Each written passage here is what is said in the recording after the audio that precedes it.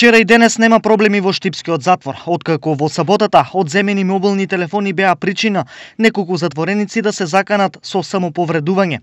Откако од затворската управа вчера потврдија дека состојбата била нормализирана за само 2 часа, денес директорот Мики Тодоров мораше да објасни како воопшто мобилните телефони стигнале во келиите. За тоа не може да дадам конкретен одговор, но може само да кажем дека пред некој месец имаше пријава за подкуп од осудено лице за внес на мобилен телефон од страна на вработено лице, во кое што случајот е пријавен во полиција и во обвинителство и се уште чекаме исход од целата таа ситуација.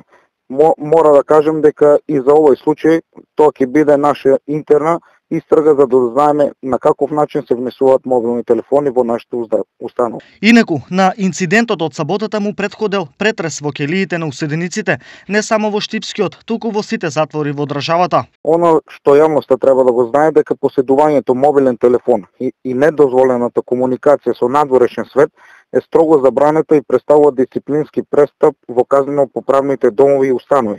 Во текот на денешниот ден ќе извршиме разговор со нив за да се види или да ја дознаеме причината за насилничкото однесување на осудените лица. Кои ќе бидат резултатите од истрагата во Штипскиот затвор е прашање, но очигледно е дека некаде има пропусти. Во спротивно мобилните немаше да стигнат до затворениците. Во јавноста веќе подолго време се шпекулира дека многу работи стигнуваат до затворениците и дека се кршат или заобиколуваат клучни одредби од затворските протоколи.